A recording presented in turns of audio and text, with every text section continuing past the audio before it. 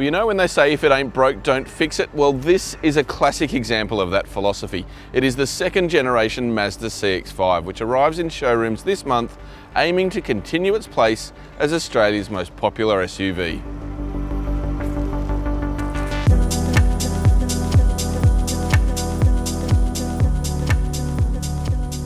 It all looks fairly familiar on the outside, retaining the overall shape and character of the original.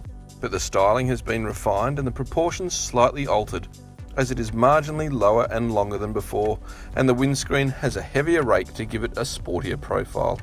Mazda has also expanded the CX-5 lineup with new mid-grade touring models, taking the number of variants available out to 12, with prices starting at $28,690 for the entry-level front-wheel drive Max with a 2-litre petrol 4-cylinder and a 6-speed manual transmission. And they rise all the way up to $49,990 for the diesel-powered version of this car that I'm driving, the range-topping Akira. And while it might look from the outside that Mazda has taken the ain't broke, don't fix it route, actually when you drive it, it becomes quite clear that, well, they have fixed it in all small little areas. It's all very subtle though, in an effort to improve the overall refinement, not just for the driver, but all occupants.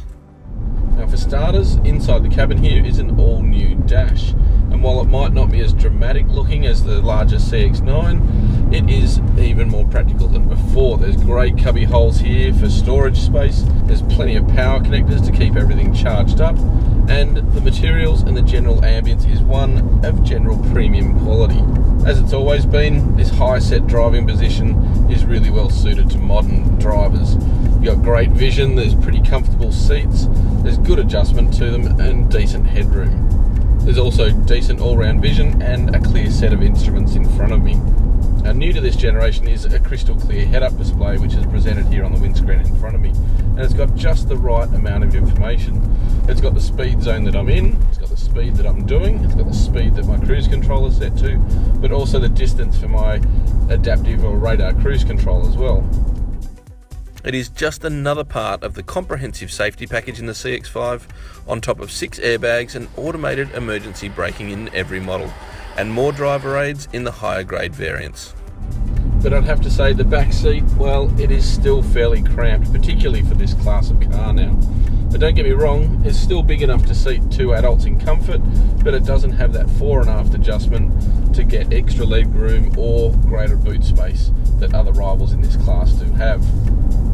As for how it drives, well, like the rest of the car, there are incremental improvements in its overall on-road manners. The steering is still really well weighted and it sits pretty flat through the corners, giving it one of the most dynamic and sportiest overall characters of this class of car. The trade-off for that is it does ride the bumps quite noticeably. There is an element of dynamic sort of appeal that Mazda has that it's transferred through, and it's not necessarily as plush as some other rivals, but it really does live up to that Mazda sportiness. And it is probably the most enjoyable of these SUVs to drive around the bends. The 2.5 litre 4-cylinder petrol engine has been tweaked slightly to now produce 140 kilowatts, up 2 kilowatts and 1 Newton metre respectively.